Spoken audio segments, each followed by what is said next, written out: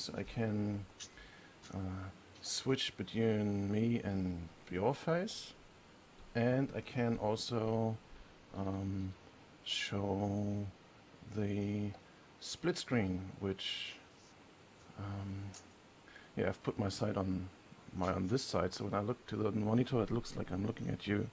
Yeah, so we could go like this and talk to each other like that. No, you have to Or look maybe yeah, I'm on this side, yeah.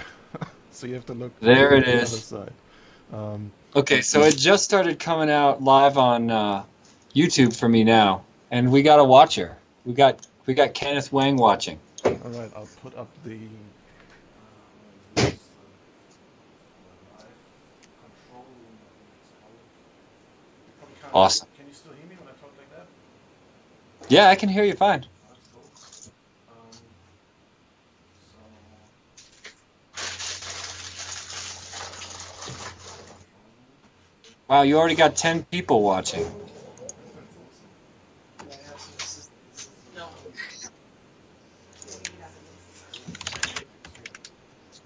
here. Currently says 4 concurrent views, 11 playbacks. So 7 people came and instantly got scared off. So Awesome. I'm showing 14 watching now. Now 15. Yeah, you got numbers, man. yeah, 15 people. Yeah, that's huge Yeah. numbers already. Yeah. You know, I started this whole thing by accident clicking on the button, or well, not by accident, but it says, "Oh, there's a new feature, YouTube Live. You want to go live?" I said, "Yeah, why not?" So I click live, and then someone said, "Hey, I can see you." I said, "Ah, cool. Awesome. I can't see you, but let's do something about it." So. Um, yeah, so we can see now these 4 screens on the stream. My camera, Yeah. your camera, and Yep. oh, where is it? There, down there. My second laptop. So you are the first laptop. Oh, damn, this is confusing. There you are. This one. Yeah, because sometimes it reverses the image, but I think you're right there. No, I'm on the other side. Are you sure? Yeah, yeah, I'm just gonna watch. Oh, yeah, yeah, you're right. It's mirrored. So yeah, it's like a mirror. yeah. I think Skype does that. Skype mirrors that. Oh yeah, you're right. That's Skype. My image is not mirrored. I could mirror my image. I did this for a little bit because it's easier for me to then comprehend what's happening on the screen. But people got Totally. confused about it and abused me for it, so I flipped the camera around. I have a broadcast type camera where you can go into the settings and flip it upside down. And so then I have this camera here, which points down on my desk, so I can, Yeah, that's when cool. we have something to talk about, I can put it Set here. it on the desk. Yeah. So, and then, um, you know, the main plan of this exercise is just to catch up people who just kind of stumbled upon this here. Let's see. There's now, oh wow, 22 concurrent viewers. So we gotta put up, I'm showing we 26. gotta put up a show now, my friend. 27. Yeah, I mean, I want to test the delay too. I've got my audio turned off, but maybe like set something on your desk and let me start a stopwatch or something. Okay. So Hold on just a sec. Let me pull it up here. Let's see. I hear the noise from the chat room in the background, but sorry guys, Jesse is occupying my chat room computer, so there will be no chat room for the time being, but yeah, maybe we can figure this out down the track as well. So are you ready? We are Yeah, stopping say early. when. So Oh, hold on. one, Yeah, yeah. 2, 3. Here's a whoop. Okay, we're timing it. There's a whoop on the screen, so I'm just going to turn it off as soon as we got a whoop on the screen.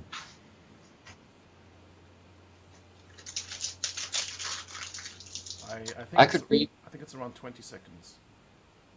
Here we are passing 20 seconds now.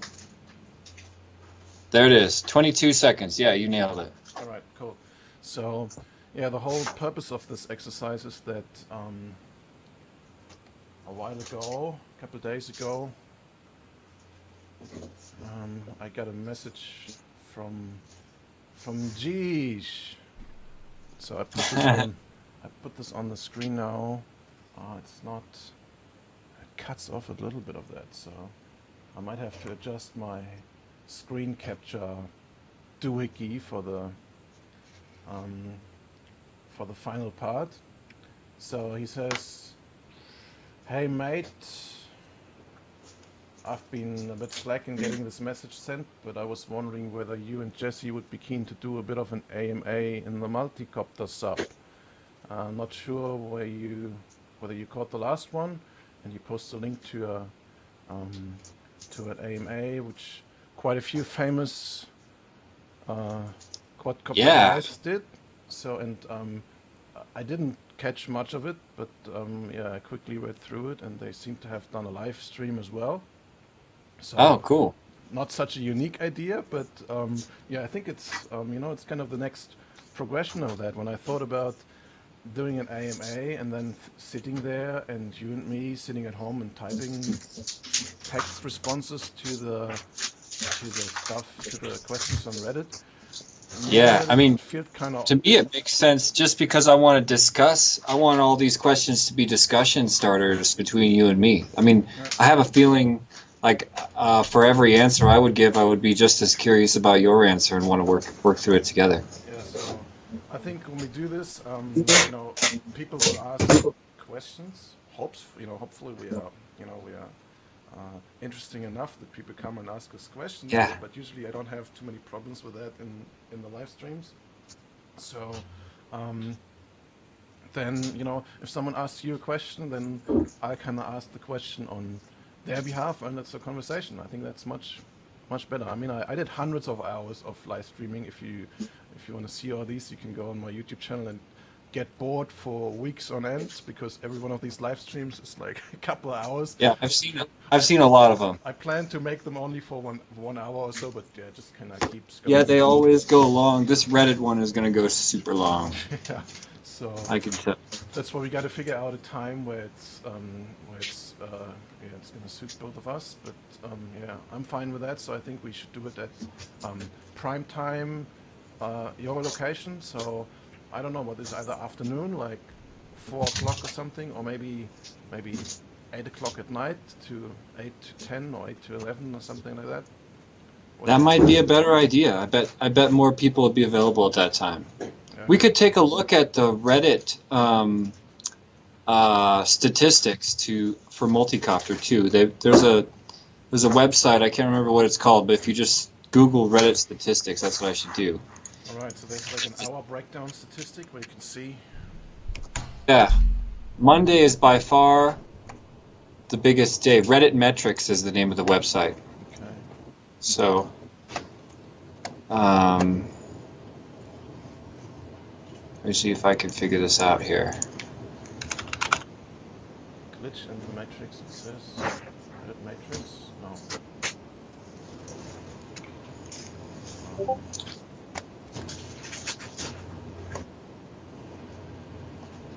I can't remember how to mess around with this, but let's take a look. I found a subreddit called Glitch in the Matrix, but Awesome. I bet that's a good one. probably, yeah. Let me quickly go and replace you. Oh, I have a little Jesse then now instead, so I can put you on the side here while I open up the chat room. Um, ah, thank you. Pilsner Popper complains about my audio being too low. Let me just crank up the mic here. How's that, Francisco? So, Mullet says I have to fax things out before I go live. Is this all for now? Yeah, random stream, Pilsner Popper. Including Jesse. Yeah, say hello to Jesse. So that's the old gang hanging around in my live stream chat. Oh, I didn't put a link yeah, up that's there, awesome. but that's where people hang out anyway. So they get notified over YouTube, and then they know where to find Yeah, us. Mr. Tiny Whoop. that's cool. Madman likes how everyone has their own pronunciation of the hoop. I'd be happy to explain the pronunciation of whoop. It rhymes with the word book, which I don't think is a problem in your accent, Benedict. You don't say book, do you? No, I'd say book. Yeah, I can say book properly. Yeah. Pretty close. Pretty close. All right, thank you. So it should rhyme to book, whoop. Why is it? Yeah, book. Why should it rhyme to book? Book? Yeah. That's just how. I think that's just how Americans pronounce whoop. Although there is Stinger Swarm. Kevin Doherty, a friend of mine, does the voiceless W, which makes it more like whoop, Okay. which is one of my new favorites. So that one doesn't offend me either. No, I didn't think. None of them offend I me. didn't I think don't much mind about it. it. I just thought because it has hoops that it should be that. So I didn't know that whoop and hoop. We got Jared Crowley in the Hey, house. Jared, how are you? Benedict, how are you? Good to see you. Good to see you. You got quite the goatee coming in, man. Yeah. Since I'm 15 or so. I shaved it So off we're once. live. This is a live test for a Reddit AMA that Benedict and I are going to do together. Fantastic. Yeah, look, there you are. Finally Hey. coming in. It's about a 20-second delay. Yeah. So yeah, and Cool. and you know, if you then have a longer spill going, I can then switch you to full screen like I did now, which you're gonna see in 20 seconds. So Sweet. yeah, Now I'm huge. yeah, no, you're huge. So let's wait a little bit, and then I can also put the other two screens full. So here's my desktop full, and then we go back to the. Oh yeah, that's a nice soft transition too. Yeah, so this is a hardware mixer, so you can change how this mixes. You can also just have this like wipe from left to right or come in and out or whatever. But I think Awesome. this is just the standard transition it has, because every time you switch it on, it's some stupid hardware. Every time you switch it on, it's going back to default. And the default is a 1 second dissolve transition. So let's go back to the chat room and put this on there, because no, I've done it wrong. Chat room is this window, which is also the computer where you are on Skype, Jesse. So whenever I put the chat room on, you get small, put in the corner. But at least that's a That's fine. compromise. So Yeah. the chat room is good because they give us instant feedback how the Video and audio is yeah, going. exactly. So Personal Popper said it's wasn't loud enough, my voice. So yeah, please, guys, comment in the chat room if you can't hear me, or if you can't hear Jesse, or just in comparison. So Jesse, say something. So just that our voice should be equal volume. Yeah, guys, is this about equal? Let me know. Although I might be using a headset with a different mic, so we may have to check again anyway. So here, Personal Popper complained at 11:15, which was 5 minutes ago.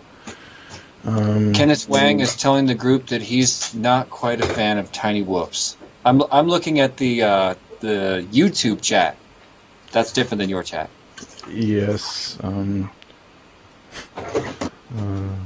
So But Kenneth, that's okay. And if you give me a chance, I'm sure I can convert you. Especially, he's already a micro quad pilot. Come on, that's an easy one. So I can put the Mr. Rebel likes how we sound, so thank you.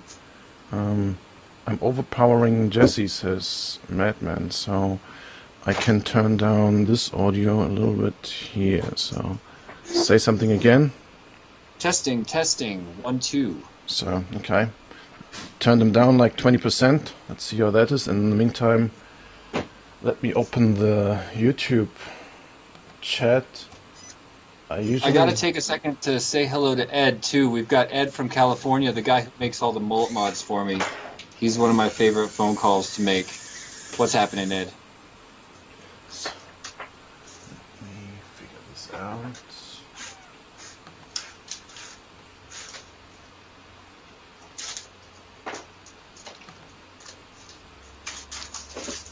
I wonder if there's a way to notify people that are fans of the Tiny Whoop YouTube channel of the. Is there a way to stream it on 2 channels? Probably not. That's okay. I can get the word out other ways. Maybe you can. I've never done this, but I think you can just post like a message or something on your channel, or you can like a video. And Yeah, I could, but like for example, when I release a video, or you do, or when you start a live stream, it sends push notifications to a whole bunch of cell phones of people that want to watch it, right? yeah. So I've now put the chat on the other monitor, but I've cut it off a little bit, so I can't fix it right now because that's a DVI converter which needs some extra love to get reprogrammed. So I'll do this when we finish this. For now, I might be able to. Yeah, I can move the window a little bit, so like that. So we can put the YouTube chat on the screen. I've currently just put this on one of the split screen, which is probably too small for people to read. But yeah, let's just see. Guys in the chat room, either the Discord or the YouTube chat, can you read well, it's down there, bottom left, chat? Is that large enough on your screen just to read that? I can't. Let's just go through a little bit. Oh, but I'm only streaming 240p on my computer for some reason. Yeah, I think so I've got. it should stream. It does stream at a maximum rate of 720p 60. Yep, so I got it up to 720. That's not quite readable. We're gonna have to zoom in a little bit. Okay, so then I put this on full screen while we talk about it. So yeah, 20 seconds delay for you, but it's already on full screen, the YouTube chat. So I'm showing 41 people on YouTube right now. it's good. Check the. That's on the second. Wow. Yeah, 37 concurrent viewers. It says. Wonder why your number is always lower than mine. Where are you getting those numbers? I take them from the live control room, from the back end. I don't know what if it if it says views. Maybe it says people who have ever been there, and it counts everyone who has already gone away, and mice shows the current number of concurrent views. This just says 39 watching now.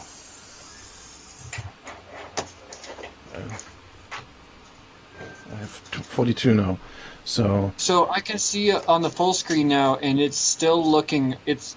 I can make it out, but just barely. And I'm at 720.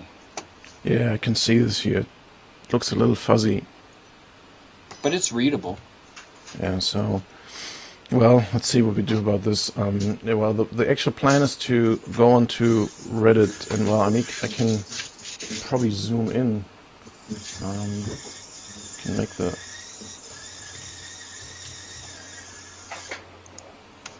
Now go to. Where is it? Yeah, Chromebook accessibility feature was driving me crazy yesterday. For some reason, I pressed the button for screen reader where it would read everything in voice where you click on, and it was driving me nuts until I figured out how to turn it off again. How do I get back to that window here? So can I zoom in? Alt plus. Yeah, I can make it bigger. Alright, that'll work. So Kenneth says get rolling. Cerulean Blue said howdy. Sorry, Cerulean Blue, I still can't pronounce your name. Says howdy guys. Tiny Whoops in the house too. Cerulean Blue wants you to tell everyone about the deal with Mike Rowe. I assume you can't, but everyone wants to know about this. Yeah, no, I can just say that I tried to teach him how to fly a Tiny Whoop, and that he struggled, and the rest they don't want me to talk about. That, you know, I can say that they don't know yet when that show is going to air or what the name of this television show is going to be. they've got a concept that's pretty much like unique and unusual jobs as opposed to his dirty job show. But when I asked them when it will air, they said either May or September. So who knows? All right, let's see. I'm curious to see what's coming from that. So, Nick Burns asked if this is MMW behind the scenes. No, not exactly. This is kind of some. This is the test run. Some wacky new idea for maybe a new format what we're gonna do a little more often. So Yeah, I think we should. Kenneth says We got- hi from California. Steve says get the mic gains a little closer to equalized. One of you is blasting, the other can't hear much at all. I hope that's already from the past, but reading older comments. this is a challenge to get this right. So that's why. Thanks, guys, for hanging out in the chat room. We need you for that. You asked if that's a brushless alias in the thumbnail. Well, let's say it's a brushless quad with an alias canopy. So the only thing from the alias is the canopy. Nick Burns, all your videos are watched by Seek Productions. Thank you. It was a sad day for Nick. I'm sorry for that. It'll get better tomorrow. A QX70. Oh yeah, the day I got the QX70 was a sad day as well. But yeah, we'll make it better. So Seek Productions is soaking in FPV before I should switch to the. No, I did switch. Sorry, I'm getting confused. FPV is awesome. You're gonna like it, says Kiefer. Nick Burns wants to go over to Discord. Yeah, we're gonna make a decision on that, which chat room we're gonna use, and it's, or maybe it's probably best to just use one way of communication. Otherwise, we just get confused about it. So the final part will be the Reddit AMA. So I think we just use the Reddit chat for people to, or the Reddit thread. Yeah. To by the way, I should put some Tiny Whoop music on my phone too. Yeah, that was my ringtone. So, time for My life. sister is Whoop on stream. board. I gotta say hi to her. My sister, Katie Perkins Johnson. I still say Katie Perkins. And her husband Bryce are watching, and they did an awesome live stream of just the two of them racing against each other the other night, and that was excellent because they did I don't know what kind of system they've got set up. You might want to ask, but they had two Tiny Whoop feeds broadcast, and then a video of them, or a camera pointed at them, sort of in the center on the bottom, while they were racing, and it was actually really exciting racing. I thought it was hilarious. Me and my girlfriend laughed very hard. Yeah, that's cool. I did this once as well. Someone just posted that or maybe a little earlier in the chat room too. Just the two camera feeds, or we had three at this time, I think, and then one kind of stationary camera which shows us just laughing our ass off when we crashed into each other. So we didn't really race at this stage, but we're just flying around the house here, but in opposite directions. So every time we passed each other and almost crashed each other, That's what the people want. So go back to the chat room. Kenneth is also on Discord. UVC capture stick and a receiver, and you can stream live Tiny Whoop feeds. That's what I was just talking about. That's my brother-in-law Bryce in Minnesota. Yeah, cool. All right. Cat step on the phone. Where can I get the Tiny Whoop music? Asks. There it is again. Sean. There it is again. And I had a phone call with Benedict yesterday, and he was kind of harsh on me for not pressuring Ben to get that out sooner, and rightfully so. But there is one song that's released on Tiny Whoop now, and the whole album's just about to drop. So Ben's working hard on that right now. All right, that's cool. So, so I hope we all can enjoy Tiny Whoop tracks soon, put them on our MP3 players, phones, whatnot. because Ben is a genius. His music is amazing, and Yes. he's got, you know, every time he shows up here, he just got out of the car where he recorded another song. So whenever he shows up, we're listening to new Ben music. It's an awesome way to live. That's awesome. Yeah. No, it's kind of just so quickly made up music, just like a little thought, and then boom, buddy, boom, you have a new song. It's awesome. Yeah. And anybody, you know, if anybody wants to send Ben like a starter theme, like they're just in the shower and they're thinking boop boop boop boop boop. If you send that to Ben, he is eager. Just with the simplest catalyst, he wants to, you know, I don't know if it's showing off or just having fun, but he wants to make a whole song out of it with beautiful changes. And So how does he do with the didgeridoo? he does great. He thought that thing was awesome. He still hasn't used it in a song. Well, he's done some recording with it, but he hasn't.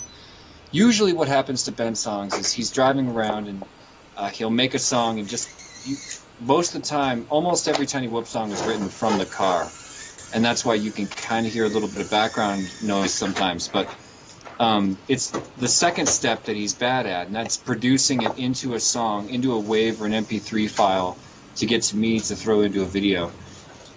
So that's where the didgeridoo stuff is right now.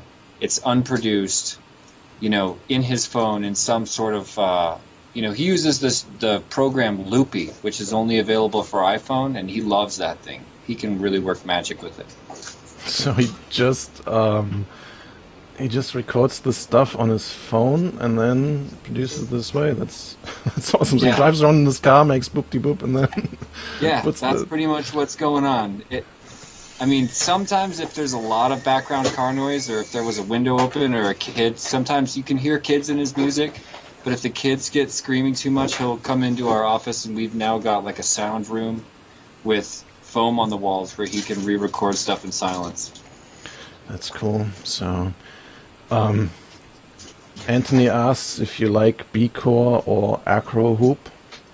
Acro Whoop. I do not fly B-Core.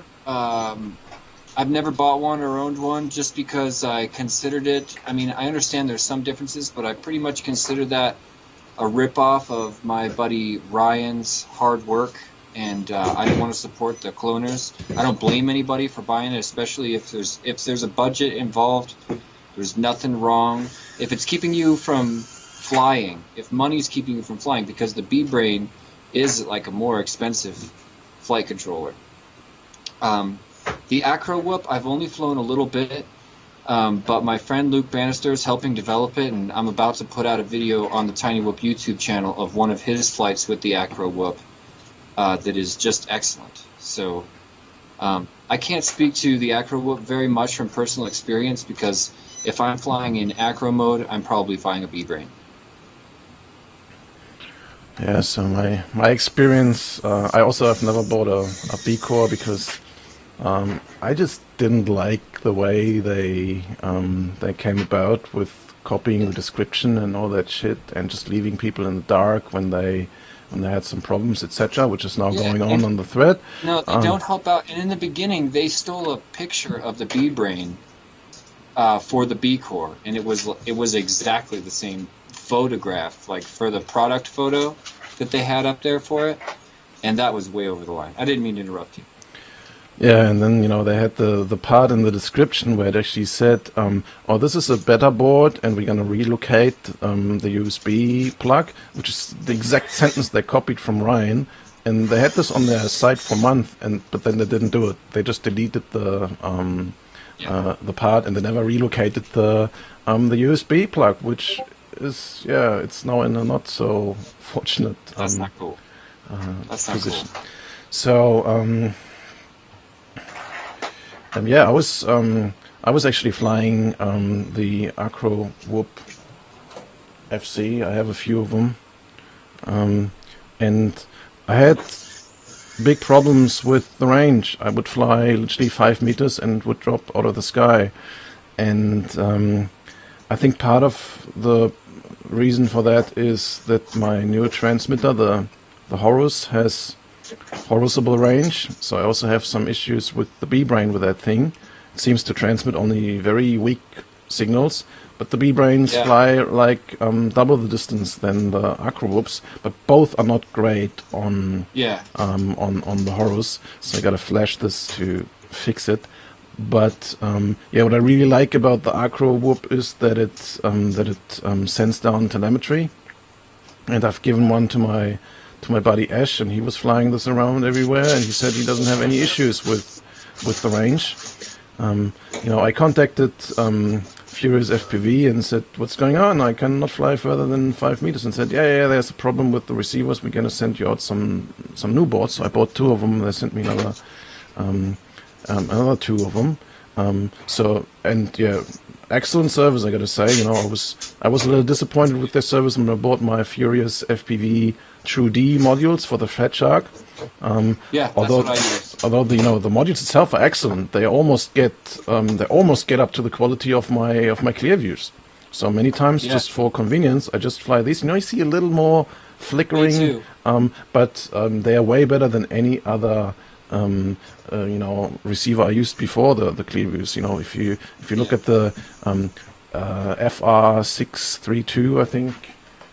Yeah, that was the standard for a long time. The Yeah. original Diversity. This is the receiver. I put it on this camera so you can see it, and I put it on this camera. This is but yeah, everyone probably knows these things. Like cheapest chips in comparison, I think like $40 or $50 or whatever, and they work really good. They work better than a lot of other bigger, more expensive, more complicated receivers. They're really nice to operate with these 2 buttons.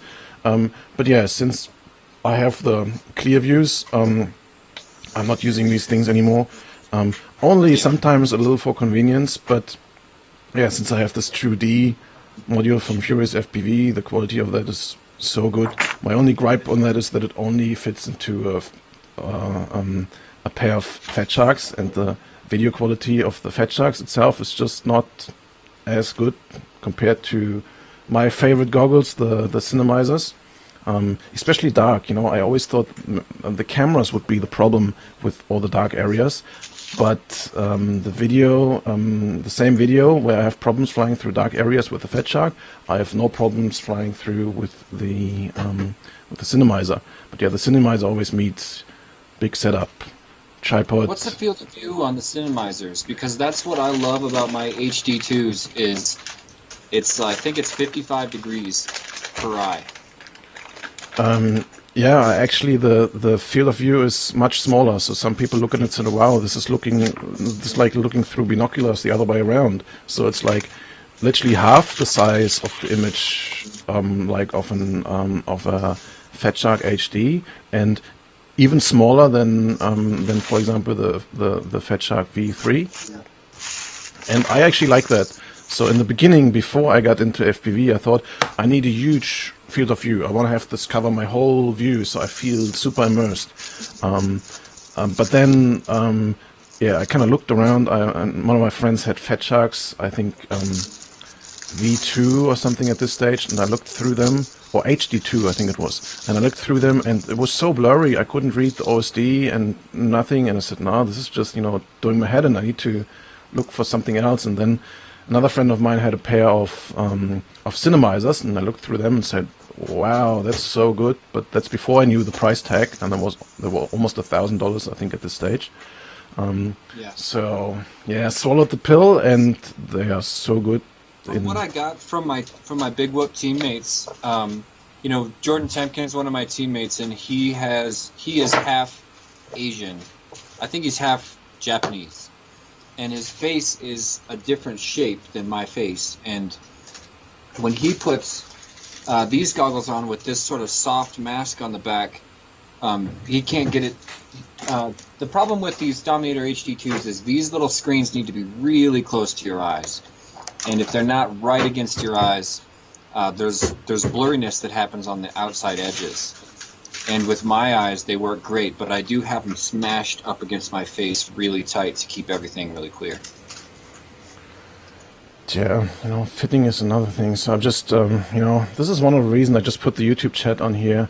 Spanky Doodle Martin is coming in and kicking up a stick, as we like to say. So I kicked him out in return. Spanky Doodle Martin was banned by Michael Motoveros. I'm sorry, dude, but you gotta behave. This is one of the reasons why we like to use. Oops, sorry, blacked out the stream for a second. Why we like to use the Discord chat, because there's already like an established crew of moderators, and you go through a little bit of a hassle to get in there, so it's not so easy for people to just jump on the stream, go onto the chat, and post some crap. So Yeah. Spanky has gone. Pedro says, sorry Ben, I don't know how to get rid of spammers. So to counter that, we need to employ some moderators. So everyone who is a nice guy, please put your hand up, and I'll somehow make you, well, in the other chat, it's might make you green. Yeah. But That's a great idea. Pedro already has like a spanner here. So the spanner you can use to throw at other people's head who make stress, and they'll disappear. So everyone who's I know Josh already, so I'm off today. You can watch. So how do I make people moderators? Click on here and say set user as moderator. So yeah, Jesse, if you see people that you know who are gonna behave well, then just point them out to me. On YouTube? And Okay. Kenneth says, "Can I be a moderator?" I think Kenneth behaved well. You probably know him, right? I don't Well, know. let's just take a shot. I trust Kenneth. So Kenneth, Yeah, let's take a shot. Justin says I'm a good person. So yeah, let's try that. And to answer Anthony, as far as I know, in the DRL competitions, Jordan, because of his Asian-shaped face, he's the only one that uses eye cups instead of the foam. So on what And goggles? those are his words. His words, not mine. So, yeah, I think some of the original Hobby King box goggle things, what was it, Quantum, I have all the version of them. The first version of them, I think, was clearly made for Asian faces, because I didn't get I didn't get my nose in there. I had to carve out like a huge I chunk. had to just put my entire nose inside that box. So you just put the box so your nose is in there, breathing against that screen. So we have a few more applications for moderatorship. Hey, we got Luke Bannister here too. Cerulean gotta Blue fix would this be a mod so Cerulean, you educated me once. I apologize how to pronounce your name, but I quickly learned it went in one ear and out the other. So set user as moderator, but yeah, I know you. I trust you. Where's Benny UK? King Tiny Who, praise him. Yeah, so Luke Bannister praises you. I praise him back and give him some moderator rights. Yeah, praise him back for sure. So, all right. I hope that's good enough. So, guys, now it's up to you. If there's some spammers, please make a move. So, yeah, I think that's all working pretty well, and time is always flying. This has been always 44 minutes. It felt to me like we just started. Yeah, me too. All right, let's just answer a couple more questions. I still have the chat room up on the screen, so I just read a little bit. So Luke is happy about being the Whoop moderator. Kenneth asks if there's any tips for Horizon and Acro modes. Well, that in general touches on tuning. I think in terms of tuning, correct me if you have a different view on this, but I think tuning really got, at least PID tuning got a lot less of an issue since Betaflight 3.01. Yeah. I think from there on, just the default settings worked a lot better for me, and I didn't have to muck around with the settings to just get it locked in. The only values that I still like to change is the rates for Acro and for Angle and Horizon mode. So, Horizon mode is, for those of you who don't know, I think most of you do know, Horizon mode is like a transition mode between angle and acro. So you fly angle near center stick, and when you hit the stick full, it will at some stage in between the transition to acro. So you get full rotation at stick end, but you always get level at stick center. So Jesse, you got to take away your paper noise from the microphone. Okay. So Can do. yep.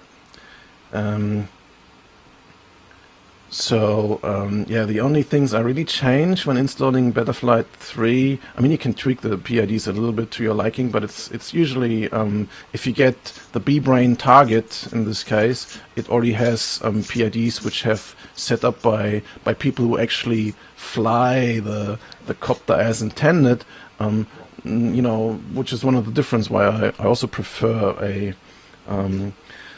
flight controller made by enthusiasts and not just by manufacturers, because they just slap some software on there and you gotta live with what you get. But the B-Brain 3.01 target has really nice default PIDs, and the main things I change is the expo, the rates, and if you want to fly angle mode, you got to change that, whatever value it's called, like angle strength or something like that, to a lot lower value.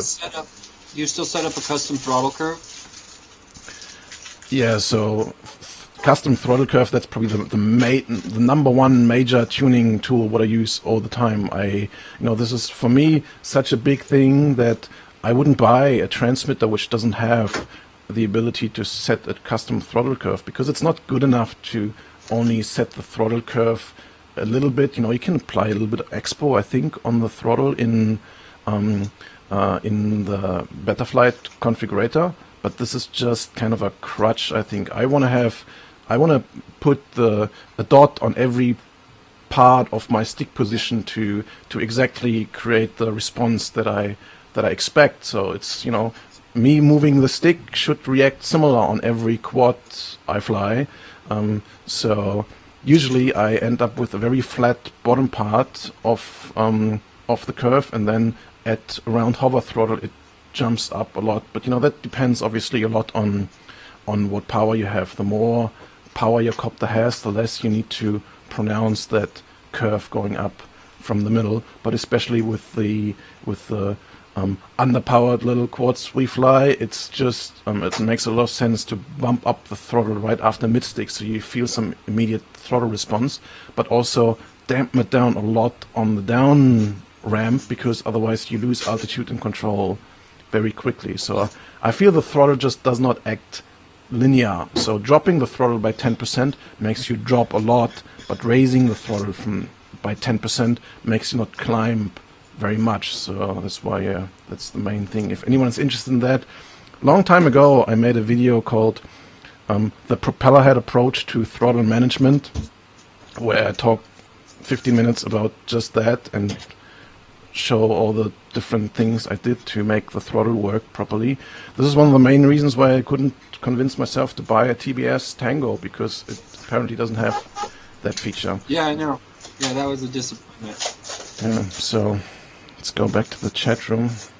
I wanted to just add a point to that I don't fly angle mode on clean flight or Betaflight if I can keep from it. Obviously you don't have a choice on mini quads, but you're probably not trying to fly angle mode on a mini quad anyway.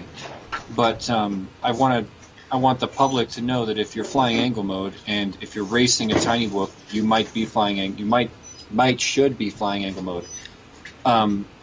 That clean flight and Betaflight have just always struggled with assisted flight, and as much as I hate to say it, the stock flight controllers perform better in angle mode than a clean flight or Betaflight flight controller. Yeah, I agree to that, but I still like to fly angle mode a lot, because I just feel myself to walk a lot less when I fly angle mode. As in, you know, picking it up from somewhere. So I crash a lot more when I fly rate mode, especially with the little ones. There's two tricks that I found to make angle mode work properly. The first is to crank up the maximum inclination angle to as much as you can. And in Betaflight, this is unfortunately only 90 degrees, but that's good enough. You know, that's more than that. Yeah, but 90 degrees in Betaflight is actually 110 in real life, right? Because when you hit the 90 degrees in your maximum angle inclination is 9. Hey, dude. Hey, Josh or Chris. Let's not do that. That's making a ton of noise. Yeah, that's Sorry, making guys. a lot of noise. Yeah. If you put your maximum angle of inclination to 90 degrees in Betaflight and then you slam the stick, you swing way past 90 degrees. Do you not? Well, what I found is if you change only the maximum inclination angle in Betaflight, it doesn't change anything at all. It still stays at that default level, which I think is 55 degrees, even though the default on the B-Brain 3 target, or Betaflight 3 target, it is set to 700, which is 70 degrees. It doesn't go to 70 degrees. It only goes to, I think, around 55, so really not enough to fly fast. Because you always gain altitude, you know, if you want to get some grip in the corners, you always gain altitude because you can't bank far enough. What I do on all my Betaflight whoops is I switch them to Legacy flight controller, Legacy PID controller, and then it works. Yeah, that's what I do. Then Mine definitely works in Betaflight. Mine definitely works when I raise the maximum angle of inclination. And I know that because I had to back it down from 900 to something like 700 or 600, and I backed it down because, like I say, when I hit 90 degrees, when I set it to 90 degrees, it would tip way past that at the beginning of my throw, and then sort of even out and be weird. And that's the weirdness I'm talking about. That's the problem with Clean Flight Betaflight angle mode. I'm not going back. Yeah, I've seen these problems in many flight controllers that if you use the maximum angle, then it has issues. So it doesn't want to sit right on that edge. So if you set it to 90 degrees, you want to back up your throws on the sticks just a little bit so they don't reach 100%. So if you have your min check or your max check, for example, set to like 1950, I reduce my throw so it only goes to 1900. That's smart. That's a little complicated because if you want to do stick commands, like for example accelerometer calibration, you need the full stick throw. Yeah. So I have put a mix in that when I arm my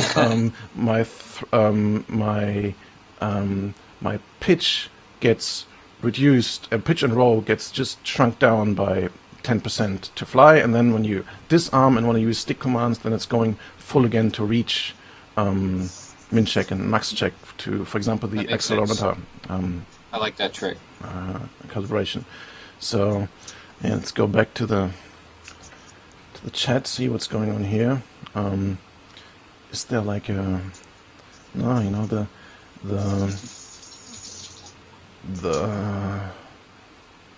Discord chat has a nice feature which tells me, has a red line which tells me where I stopped reading. So Luke Bannister is saying that he sets his maximum angle of inclination for Betaflight angle mode to 35 degrees maximum. what? That's what he's saying. I don't think it's a joke, and I know this guy. I mean, I've seen his angle mode Betaflight footage, and it's outstanding. I But, don't know. This must be a mistake then somewhere in the code, you know. What are we doing? Asks Josh. Things have to be made by racers for racers, exactly. Learn to fly first, says Josh. Can you show a picture of your throttle curve, says Justin. So, if you Google the propeller head approach to throttle management, then there's a Vimeo video from 2 years ago, which yeah, Jesse, you have to wait. Well, Yeah, you have to wait 20 seconds before you see the Yeah, image. yeah, Um, yeah. uh, this is pretty much the throttle curve that I use on all, let's say, underpowered brushed copters, where you will Yeah. have the where I put the very left, so the lowest throttle setting, I usually raise a little bit. This means I as do that. soon as you move the stick, there's something happening, and you don't have this slack at the bottom of the stick. And then it jumps up a little bit to reach usable throttle range as quickly as possible, and then goes flat because the part of the throttle curve, the use to descent, is very sensible, only needs very little changes, and then from there, from the hover point, and I put the hover point at mid stick. From there, it goes up a lot. So just a little movement up creates a lot more RPM change than the same movement down, which for me creates sort of a linear feel across the whole stick movement. Yeah, I'm really nervous to mess around too much with throttle curves because I've flown so much Tiny Whoop without one, and I feel like it's a language that I speak now, and I've probably made those same adaptations subconsciously. Do you think it would still improve my control? Yeah, I think spreading out the usually if you look at any of the RTF toys, if you take an Inductrix with the stock transmitter, or for any other like a Hubsan or whatever little micro quad, usually the usable throttle range is very small. So the bottom half of the stick is almost not usable, because as soon as you drop somewhere below 40%, this thing will just descend or drop out of the sky, and then going anywhere between 70 and 100% usually doesn't change much anymore as well. So you only have a little, very little range of. Area resolution. Yeah, and kind of zoom in sort of with your sticks into that part um, of the throttle curve that you actually want to use. I think that makes a huge difference for me. So that's one of the very first things I always tune when I'm setting up a new quad, to make it feel the same and make me use as much of that throttle as Resolution. possible. Yeah. So yeah, I've and also what I do is on all my transmitters, I modify them to have both sticks centering. So this was just me coming kind of naively into the hobby, and looking at this and thinking, why should I have a sticky throttle? This doesn't make sense to me. This makes sense when I fly fixed wing airplanes, because you put the throttle in there and then you leave it there and you cruise around a little bit. But it didn't make any sense to me on a multicopter or on a helicopter for that reason. So Well, yeah, I have to say it makes a lot of sense to me. so that's my weird setup, and not many people have copied it. When I came across that, I thought, oh yeah, this is a genius idea. Everyone needs to know about this, and I made this video about it, and I was excited and showed everyone, and yeah, everyone said, yeah, you're crazy. But a few people actually jumped on that, and those said, it's a really cool idea and makes flying a lot easier. And I think setting all this up, tuning it properly, setting the throttle curve properly, and make it work as you expect. Just keep flying and keep tuning until it feels like you would expect. And that's different for everyone. So that's why what I do might not work for you. It's just tinker with this, and until it feels like it should, and until you. But it's getting used to it. It's getting used to the quad, and the quad making it getting used to you. So Yeah. I will say that when I changed my throttle curve to have the minimum much higher, so there's no deadband at the bottom, so that I didn't have to worry about dropping out of the sky when I went to zero stick, I did feel an improvement in resolution. Yeah. throughout the rest of the stick. It was like a noticeable change where I was being more precise with my throttle management. Sorry, I forgot to switch to you while you're talking. Yeah, I think that's cool. So back to the chat room on YouTube. Sorry guys for ignoring you in the Discord chat for now. I hear it pling pling in the background. I'm not sure if you can hear this, probably just in my in my output, and maybe also in the stream, but probably not in the audio which gets piped over Skype to you, Jesse. So Justin, I showed you the picture of the throttle curve. If you want to know more about this, check out the video that I showed, the propeller approach to throttle management. Seek Production says 2 to 3 things that are going to kill me: the transmitter, batteries and chargers, and eventually better goggles.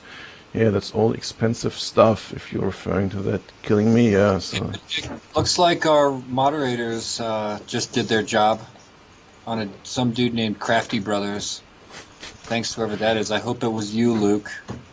so But I bet yeah, it was Blue and Blue. thanks for taking the garbage out, my friends.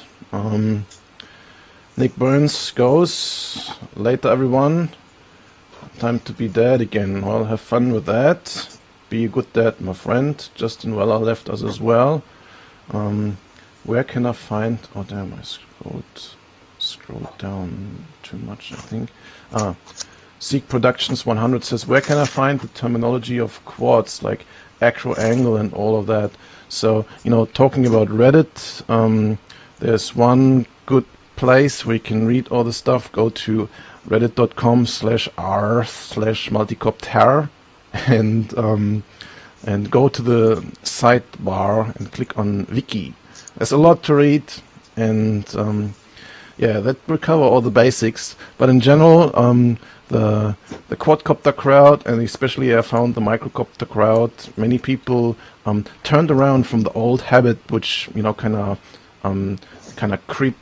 crept into, for example, RC groups where newbies are kind of brushed off and said, nah, read the fucking manual before you ask any questions.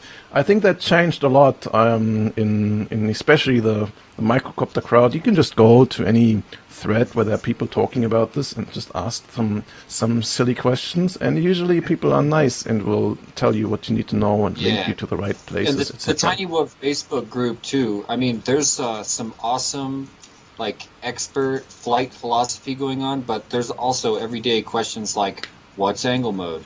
And it seems like right now the community is so strong, it feels like there's just hundreds of Tiny Whoop pilots around the world just refreshing the page over and over so they can be the first one to kindly answer you. Those guys are really friendly. And if they're not, tell me. Then go on. So, I call it the noob cycle, and that works really well. So some people wonder, how does it work? Why do you guys use Facebook to communicate? In the beginning, I didn't get it either, because Facebook is like a river of information. It flows past, and if you didn't grab something quick enough, it just goes past, and you'll never see it again. Yeah. But that also means that, a lot of that is repetition, but people don't mind. The people who learned the stuff yesterday, they're eager to tell it to the next guy tomorrow. And it's just a lot better to have like a personal communication with someone to kind of pick you up where you are and give you a couple hints to get you going. And once you understood the basics, then it's very easy to move on from there and read on, and also to pass on the knowledge to the next guy who comes along after you. We have a community that feels really good when they get the chance to do that. It's almost a gift to them to be able to help someone. They love that feeling. Yeah, so Seek Production, it's a busy guy in the chat room. He says he has the feeling with microquads without FPV that I can't fly to, which I'm excited to get some FPV gear to start. So yeah, I think he refers to, or he says that he thinks flying line of sight is difficult and more difficult than flying FPV, which to a degree I think is very true, because there comes that additional dimension in there. When you turn around, suddenly your pitch on your roll turns around. And I remember my first 3 months of practicing to fly actually in here. I always closed the curtains so I don't crash against the windows, so it's nice and soft when I crash against that. and was just flying around here. And for the first 3 months, every time I turned around towards me, bam, I would crash into the opposite wall, because immediately my brain would just kind of freak out and go in the wrong direction. But sometimes it sometimes just clicked and it just worked, and I could fly Yeah. line of sight. I think what helps people get through that learning curve, if it's important to you, and maybe it isn't if you're into FPV as much as everybody is nowadays. But I always tell people to start by walking the dog, which is where you fly around at knee level and just follow it with your body while the quad's making turns, so that the back of the quad's always facing you, because that's the easy way to fly when you begin line of sight. And then I try to ask people to get to the point where they can pitch forward and give it a little yaw, and if they can do a circle and get back before crashing, now they've got the opportunity to, during that circle, I tell them to just feather the roll left and right a little bit and stare at it with your eyes, so that your brain is just honing in on exactly what's happening. And if you can get to the point where you just a little bit of back and forth during that simple left or right circle, that's how I think the brain learns, is by experimenting and trial and error and success, and staring at it while you're giving it inputs during this yaw change, I think is really important. So that's the advice I give a lot of people. Yeah, I think that's I think that's a good advice. I think I learned by flying always a little bit to the side, so I would fly like 90 degrees to the side, and then just turn a little bit, and then always turn a little further until you can fly a proper 8, and then it kind of clicks. And at some stage, I realized that when you fly line of sight and you fly against the sky, you can't see. You can only see a silhouette, so you can't really see where's left, right, front and back from the quad. And then I thought, okay, we just gotta teach my brains a couple new tricks. I built a quad which I made completely black, so everything was black, all the props were black, and there was no lights on it. It was a Latrex Alias, and I practiced learning the orientation from my stick movements by just throwing it like a frisbee and then trying to recover. And it took a lot of crashing, but after 50 throws or so, suddenly it clicked, and you would just, as you said, you would wiggle the sticks, and from that movement, your brain would be able to gather the it's orientation. Like performing some calculus that you can't really explain, but it works. Eventually, It's Exactly. like learning to juggle. You figure it out. Exactly. So yeah, I think was some good advice. Justin says, "What's your favorite folding 8.5mm frame? Got to be strong." To be honest, Justin, I think these little brush copters are so small, you don't really need to fold them. That doesn't make them that much smaller. But if I want to buy a folding frame, I'd go to picnicquads.com. He makes the best custom brushed and also brushless, although he's not that big into this, but he made some good brushless frames as well. He cuts out of some very unique material, so I have a few carbon birch sandwich frames from him, which are lighter than carbon and a lot stiffer. The advantage of the disadvantage of them is that they break relatively quickly compared to pure carbon fiber or polycarbonate, which is his current favorite material. So there's a lot of polycarbonate frames which hold up very nice on picnicquads.com. So that's where I recommend to go for that. Anthony asks, how do you mod for longest flight times? And well, I think we just have to get used to, that's a disappointment for many people who come into the hobby. And that's not only true for micro quads, but for any quad that needs to fly at some good speed and some, especially cornering speed. You just have to make a compromise between flight time and performance.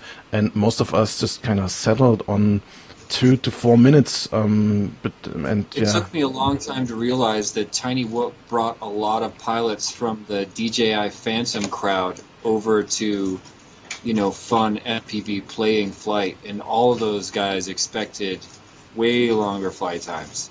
And the mini quad racers that I come from are used to 2 minutes, 4 minute maximum flight times because everybody in that camp is willing to trade flight time for performance.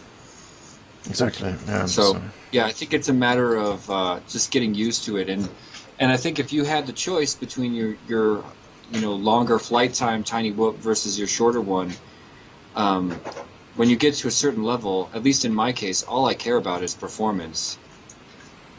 Yeah, exactly. So for me as well, and I usually crash before the 2 minutes are over. So then I swap the battery anyway. So, but yeah, there's certainly a few things that you can do to at least get up to the 2 or 3 minutes of flight time. So my current setups, they all get pretty well to the 3 minute mark. So there's a couple of things I do. The first one is to use a proper connector. We are now using these. It's hard to see on this. Let me switch to the other camera. That's what we have them for. I use this. Oh, sorry, Jesse, you can't see it. You can see it in the stream in 20 I'll see it seconds. later. See it in the future. Yep. So we're using this 2 millimeter plug now. It's a lot more substantial than the 1.5 millimeter plug. And this was one of the main things that cuts down on flight time, because if you have a dodgy plug, it increases the resistance and the voltage drops over the plug, and then you get a lot less flight time and you just can't use all the capacity in the battery. So that's the number one thing to change. And even out of the stock batteries, you would get a lot better performance with this plug. But yeah, it's a bit of a pain to change the plug on the batteries themselves, because you got to be very careful with soldering those. And But there's a really nice tutorial video for doing it. yeah, so if you want to change the battery plugs, otherwise my LiPo now makes batteries with these plugs on there, and I think other people are going to jump on the bandwagon probably really soon. For sure. Either that or they'll be forgotten. Yeah, so It's a wild change. and then the other big thing which contributes a lot to flight time is cutting down the propellers to 2 blades.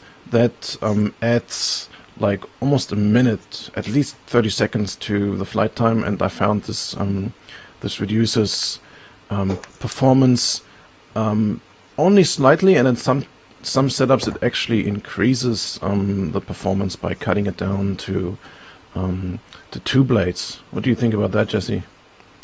I love the 4-blade for the same reason I like more blade on a mini quad. I get more grip on my turns and on my punches, and for me that's worth sacrificing top speed and flight time, which is what multiple blades do. Especially now we're working with really fast 6mm motors, and the high kV 6mm motors spin up 2 blades faster, and sometimes that'll give you more top end speed, but I have almost only flown 4 blades. All right. Yeah, I recently started. I ignored this for quite some time. I've seen people posting on Facebook and on Reddit. Yeah, 2 blade. We cut them all down. It's so much better. You got to do this. And I said, yeah. You just have, you're just flying the stock flight controller with the low voltage cutoff. That's why it's bringing you down so quickly.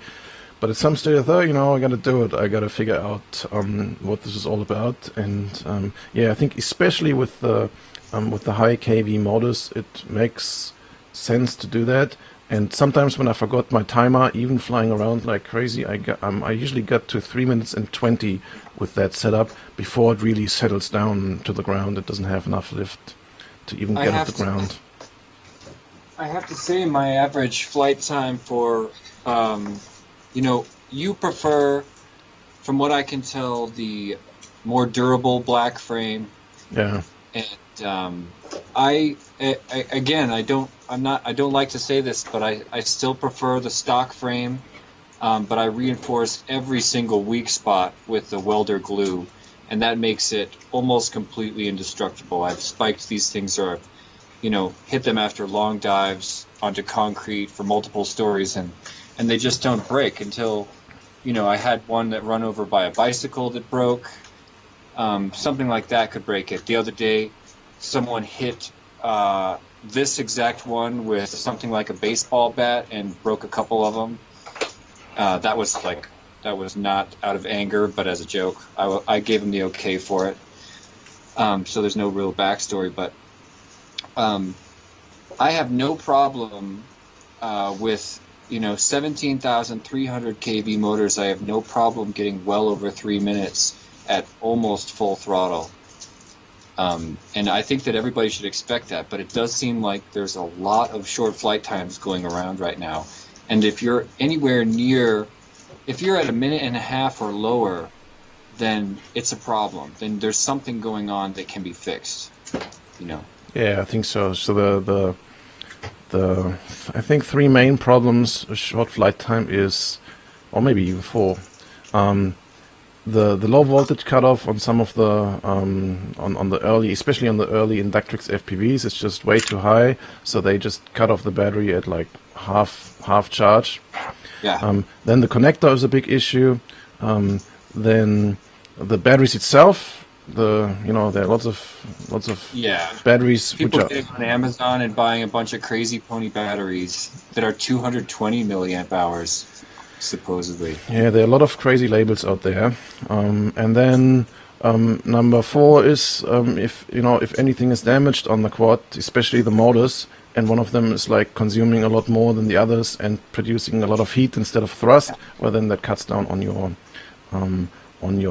flight time as well. But yeah, I agree with you. If you're at 1.5 minutes, I'd say if you're below 2 minutes, if you're below 2.5 minutes, something is wrong and something can be fixed. Yeah. But yeah, don't expect anything more than 3.5 or 4 minutes. That's probably the maximum. Yeah. So let's go back to Benedict. I've got about 10 or 12 more minutes. How's that for you? That's good. That suits my plans. So let's see how much we can squeeze in. I think for a test, it's working really well. So yeah, point proven. Let's talk to G and make up a time for the Reddit AMA. Let's see how that works out. So that'll be fun. Benny UK sends you some stuff on Facebook. So yeah, check this out afterwards. I saw that. It was pretty much just him explaining that when he said that he set his maximum angular inclination to 35, he wasn't trolling. He was dead serious. I still can't believe it, but I'll check it out. Know. This doesn't seem very Benny UK, does it? No, exactly. So he's like the guy who would rather set it to 270 degrees. Yeah. So, what else do we have here? So there's like subscribing love. So yeah, please everyone subscribe to each other. So then we all have 20 subscribers more. Or let me have a look. Let's check how many viewers we have.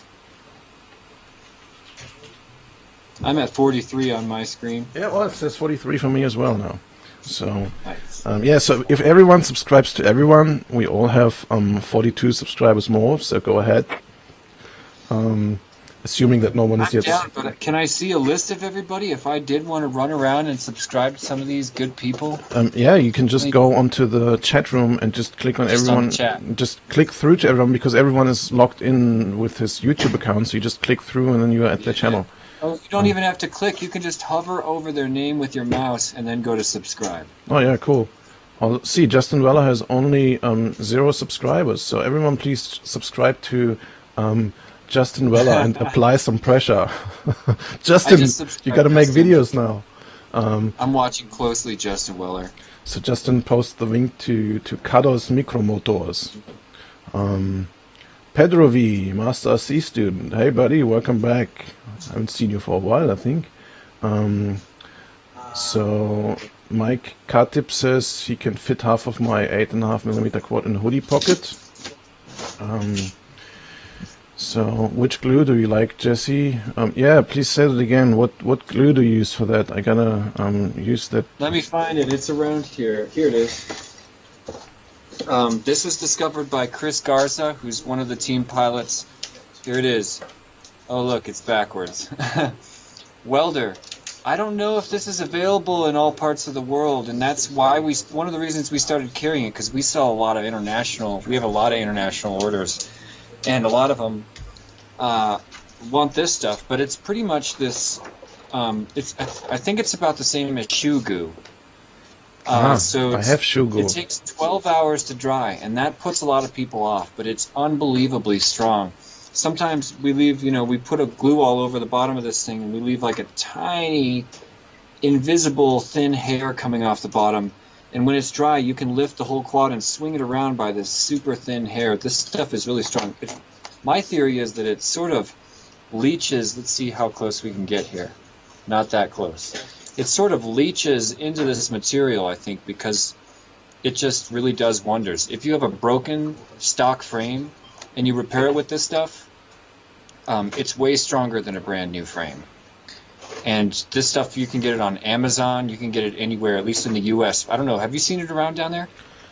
No, I haven't. I didn't look, but I have Shugo, which at some stage I bought because I had a Japanese colleague at this name, and his name was Shogo. So I thought it would be super funny to buy the stuff and make some fun of him. I think I gave him a tube for Christmas or something. Nice. But yeah, then I read about it, and this is a glue which is used to fix skater shoes. So because Yeah. you rub them all the time on that grip tape on the Yeah. boards, and they the soles get pretty much rubbed off very quickly, so you can fix them with that glue. And yeah, I used it for a lot of stuff. It doesn't go hard, but it stays a little rubbery. Like, is that the same with that stuff, or does it get really hard? It's pretty hard, but it's slightly like, here's some that is totally dry, and it's like you can pull on it a little bit, but it's not it's slightly flexible. I think that's part of what makes it work so well. All right. So yeah, everyone. What's up, Mike Chin? How's it going? So yeah, Benny posted that it's actually his maximum angle. Benny, can you link us to a video where we fly with maximum 40 degrees, 35 degrees angle? I don't. Yeah. I just can't believe that this is this is the right thing to do. Does it He really? is actually late sending me footage for a Tiny Whoop video that we've been cooperating on. Ben has written a song for Luke. Luke, you're gonna love it. It's hilarious. I hope you love it. We'll see. It doesn't make fun of your age too much. And it's hilarious. We're just waiting on footage. If you want to hear it before you send me footage, you can. But he swears he'll send it to me tomorrow every day. All right. So I bet I'll get it tomorrow. I'm looking forward to that. Yeah, while we at that, everyone subscribe. Oops, I clicked on it. Everyone subscribe to Benny UK. Well, I think most of you did anyway. They're all subscribed. So let's see. I think I'm not yet. So subscribe. Oh, he already has 8,000 subscribers. That's already big for a quadcopter video poster. I'm disappointed that you weren't subscribed to him already, Benedict. I'm I know sorry. you're a micro kind of guy, but you watch his videos and you just experience greatness. I've seen a few of them posted on Reddit, and yeah, he's an exceptional pilot. He's a genius. He's a genius. That's for sure. Yeah. So I have to admit, I'm probably watching less videos than I make, because there's Yeah. just so much happening. And also I don't have like a dedicated place where I sit and watch videos. Yeah, the only time where I really sit down and watch a couple of videos is together with my son at night, and yeah, then it's always have to negotiate that I can watch quadcopter videos because he likes to watch other stuff. But yeah, we sort of agree to half of this is quadcopter stuff and half of it is some other things. So. Yeah. Okay. Let's finish this off. Let's have a quick run through.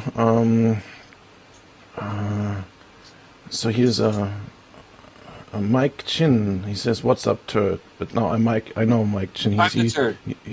So I'm the turd he's talking to. All Mike right. is a great Tiny Whooper, and yesterday was a big day for Tiny Whoop because 3 videos of people power looping with the Tiny Whoop came out all in one day. One Yeah, of I've them was seen from this. Yeah, Yeah. did you see Yelmer Polemsa put out an awesome video ripping around his apartment in full rape mode, and it did involve a power loop in the beginning of that flick, and Mike Chin did by far the tightest Tiny Whoop power loop that I've ever seen. Yeah, I've seen this. Just- There was like a a hoop. You call this hoop, right? The thing in the middle of the room, and he was Yeah. power looping this. And there was only like 1.5 meters between the gate and the ceiling, and He made it act like a mini quad. It was beautiful. yeah. So yeah, subscribe to him as well. And now, what's happening with Mike? I was gathering between the lines that he's somehow now doing customer support for Tiny Whoop. Yeah, he's helping us because he was already doing that anyway. For a long time, he was just like a lot of members of our community. He just got joy out of helping a lot of these people get into it, and he did it for so long. You know, we were just kind of like, maybe we should start paying him for it. He was constantly spending his time helping get new people into, flight, and that's a big deal. He's a great guy too, and a great pilot. He's dedicated to his training, and he's just, that's why he's doing things like the first super tight Tiny Whoop power loop for the world to see what that actually looks like. How long have we been talking about that? Yeah. That's a big. For someone to do it is one thing, but actually to capture it on video is another thing. There's a whole lot of So issues maybe you've attached done to it. Maybe you've done it before. Is that what you're saying? No, I don't get so much enjoyment out of flippity flop. In the beginning, Yeah. I thought this was that was a big thing for me as well. The first time I did a loop in line of sight was like, yeah, cool, and I was doing this all day long.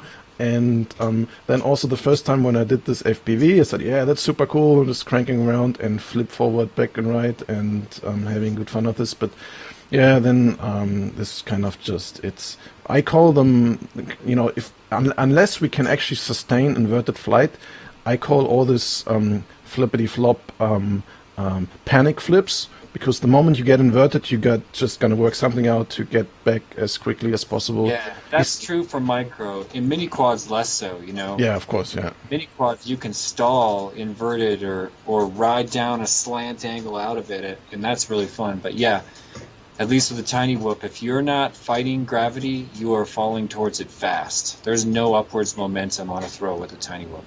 Exactly. So back to the chat room where you go.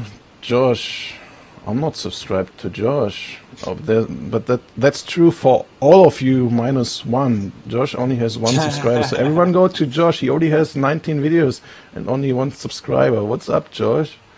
I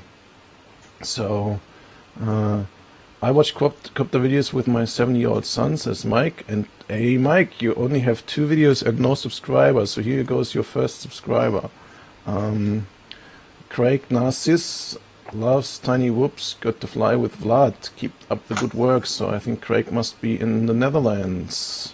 Sounds like it. You met Vlad. Oh, yeah. I'm not sure if I pronounced this properly. Yeah, Vlad. I spoke to him a lot on Skype. He's a cool guy. So Mike Chin is laughing. Check out this, please. Sorry, Justin, I gotta click on this later. Great show, guys. Seek Productions, thanks for hanging out. Mike blushes now. And interesting chat, says Alec Johnston, thanks for hanging out, buddy. Benny takes the chance and posts another video link in here. What's the Reddit link, says Sean or Sean? Sean, how do I pronounce your name? Sean Dolan. Yeah, I apologize for not speaking proper English, but I think it's good enough to be understood. That's one of the fun parts of it as well. The Reddit crowd always makes fun of me talking funny. So yeah, we see how that goes. No Reddit link yet. So yeah, that's it. So we don't have a Reddit link yet. This will be like one of the AMAs which goes on the main Reddit subreddits. Glad. I think we have a new moderator crowd going on the RR Multicopter subreddit who want to do some more entertainment for all of us, and which is a big challenge since the subreddit got so big, I remember being in the R multicopter thread before microquads were a thing, and people were flying, F-450s and tricopters and things like that. And But you helped promote it early on too. In your videos, you encouraged people to join our multicopter, you would say, right? yeah. So I made a few videos about this, and there was one thing, I don't remember what it was. I think I had. It's over there. I don't get to this now with taking my headphones off. I printed like a octopus kind of thing. Just there was in a time where I just got crazy about printing, and I printed this octopusy thing, and people then challenged me and said, put this on a quad and fly it around, or put it on a I call it the Hexonaut. Something weird happened, and I posted a video about this on Reddit, and people challenged me to fly this on a quad. So I put this huge thing. I printed another one hollow with just the outline, so it would be really light, only weigh 15 grams. And put this on a hexacopter and flew this around. Yeah, I really liked in the beginning. I really had a lot of fun on Reddit, posting stuff and getting very constructive feedback. On Facebook, it's kind of all. So yeah, just to wrap this up for me, I have 3 main social media sites where I hang around, which is in chronological order on RC Groups. I started on RC Groups when I bought my first quadcopter, which was a Hobby King Pocket Quad. I made a new RC Groups account because I forgot the password to my last one, where I only posted like 3 things or so. And then I went to this Hobby King Pocket Quad thread and started discussing there. And still it feels to me like RC Groups is kind of like the hobby engineer space, where everyone kind of sits down with a serious face and kind of talks about tech, and usually behaves okay. And if not, they get moderated away. And then the second place, in chronological order, I liked and I still like to hang out a lot, is the R multicopter thread subreddit on Reddit. But yeah, it changed. The tone changed a little bit when the sub was growing, and lots of kids just tried to one up each other and one down each other, and etc. But it feels to me like like Reddit is just the stream of information, and lots of people posting things, and new stuff comes up there quickly, and it's quite searchable, so that's a good place to find information as well. And then Facebook, my buddy Edward Lyons forced me at some stage almost to get to Facebook and say, you gotta turn up, you gotta help us here. And so I had a Facebook account for 10 years, but just kind of to bookmark my name, to squat my name, so no one can take my name and post stuff on my behalf. So I recovered my Facebook password and went on there. And today I'm most of the time talking about quadcopter stuff. I think I hang around on Facebook, and it's not such a serious conversation like on RC Groups, not so technical, even though there are lots of smart technical people as well, and you can get down to that level if you want to. But more, it's just like a party, and not so many people making, kind of negative comments. So if I post a video on there, even if it's kind of stupid or something, people just don't post anything, just kind of ignore it and let it go. Whilst on Reddit, you always get some people who kind of poke around and just, wanna make sure that everyone knows that they are smarter than me. So, but still, all 3 of them have kind of their own justification for existence, and for me to hang around there, I think. But then I also created my own forum, just because I liked the software so much. So that was kind of a shot from the hip. So I created this community forum on my website. It's using a forum software called Discourse. And the software is just so cool. It kind of moderates itself. So I literally have not deleted any post, or I think one, but that was just kind of accident because he posted something and then didn't want to have this anymore, didn't know how to delete. But I didn't kick any user. I didn't delete any post. I didn't moderate anything. It kind of moderates itself by very smartly giving people additional permissions as they behave like they should. Cool. So yeah, let's wrap it up. Let's wrap it up. So that happens when the hobby grows, says Vlad. Facebook groups get a little toxic at times as well, but yeah, that's why we moderate them and we don't let everyone in there, even though we already have more than 10,000 users on the Tiny Whoop group. That's just a phenomenon. But from those 10,000 users, there's also many, many hundreds that have been removed, and that's what's kept it so good. I mean, just recently we had some guy that just got on there and out of nowhere just said some controversial statements, and he didn't post pornography. He didn't insult anyone directly, but he was obviously a troll, obviously just trying to cultivate drama and negative energy. And it was, I don't hesitate. I don't want to be too much of a drill sergeant, but those people have to go. We've got to keep the spirit of the hobby positive. That's a problem Mini Quad Club has been having. I mean, I love Mini Quad Club too, don't get me wrong, but as a Facebook group, they've had some serious drama, and maybe Nick's not moderating well enough, but yeah, it happens. It does happen. Yeah, that's why for me Facebook is kind of like a party. So everyone comes and and some people get drunk and make trouble. So then you have to politely put them in the corner at first, and then if this doesn't help, well, then put them I don't next even door. waste time I don't have time for the corner.